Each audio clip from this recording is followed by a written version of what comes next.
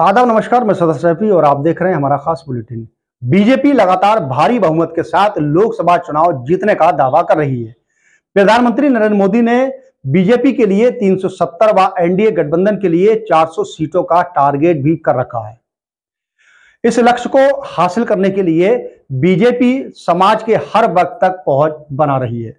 इसी कड़ी में बीजेपी अल्पसंख्यक समाज को भी अपने चुनावी अभियान से जोड़ रही है। मुस्लिम बहुल लोकसभा की 100 सीटों को लेकर बीजेपी ने खास तैयारी भी कर रखी है। बता दें कि एक रिपोर्ट के मुताबिक बीजेपी ने मुस्लिम बहुल 100 सीटों पर मोदी मित्रों की तैनाती की है। इनका काम प्रधानमंत्री नरेंद्र मोदी के नेतृत्व वाली सरकार की उपलब्धियों की जानकारी अल्पसंख्यक समाज तक पहुंचाना है।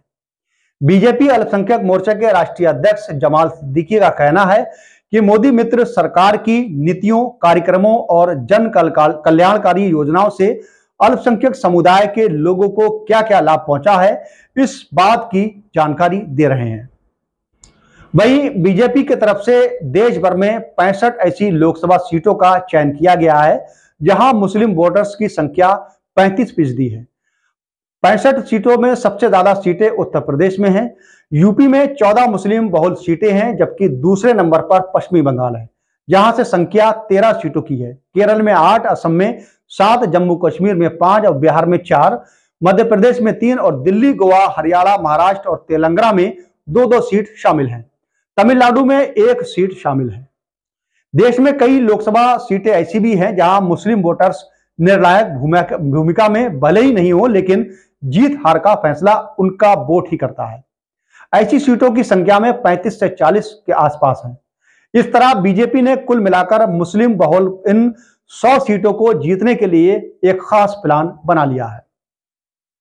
वहीं बीजेपी अल्पसंख्यक मोर्चा के राष्ट्रीय अध्यक्ष जमाल सिद्दीकी से सवाल किया गया क्या उनकी पार्टी को मुस्लिम समाज वोट करेगा। इसके जवाब में उन्होंने कहा कि हाल ही में हुए रामपुर और आजमगढ़ लोकसभा उपचुनाव में उनका ट्रेलर दिखा है।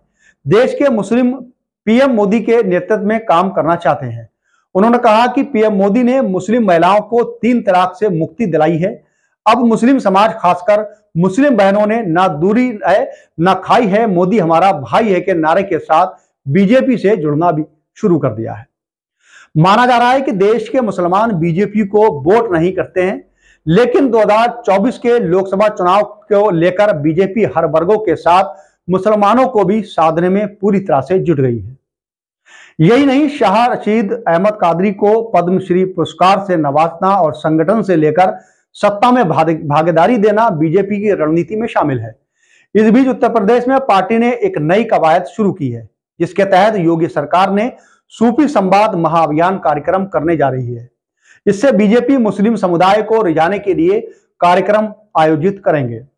वहीं आगामी लोकसभा चुनाव से पहले भगवा पार्टी ने यह नई रणनीति बनाई है, जिस पर जोर शोर से काम किया जा रहा है। इस कार्यक्रम के अंतर्गत बीजेपी के मुस्लिम नेता विभिन्न दरगाहों पर जाकर कव्वाली सुनेंगे। वहीं कव्वाली के माध्यम से पार्टी नेता पीएम मोदी की नीतियों का प्रचार प्रसार भी करेंगे। इसके अलावा बीजेपी अल्पसंख्यक मोर्चा पूरे देश में सूफी संवाद महाअभियान चलाएगा। इस अभियान के तहत लोगों को समझाया जाएगा कि बीजेपी सरकार की सारी योजनाओं का लाभ बिना भेदभाव के मुसलमानों को भी पूरी तरह से मिल रहा है। वहीं एक रिपोर्ट्स के अनुसार उत्तर प्रदेश के निकाय चुनावों के बाद सूफी संवाद महाअभियान कार्यक्रम प्रदेश के सभी बड़े शहरों की दरगाहों में किया जाएगा। इसी के तहत बीजेपी ने यूपी के अल्पसंख्यक मोर्चे के सभी पदाधिकारियों ने सूफी दरगाहों और उनके खादमों की लिस्ट मांगी है। अभियान के दौरान कव्वाली के दौरान बीजेपी के कई राज्य और केंद्रीय मंत्री भी इसमें शामिल होने की पूरी संभावना बताई जा रही है। बता दें कि कर्नाटक के बिदरी कलाकार शाह रशीद अहमद कादरी को 5 अप्रैल को पद्म श्री पुरस्कार से सम्मानित किया गया था। इस दौरान उन्होंने प्रधानमंत्री नरेंद्र मोदी से मुलाकात करके उनका आभार भी जताया था। पीएम मोदी से मुलाकात के दौरान कादरी ने कहा था कि कांग्रेस शासन के 5 वर्षों में उन्हें पद्मश्री नहीं मिला। सोचा कि बीजेपी भी इसे नहीं देगी, लेकिन मोदी ने ये करके दिखाया है।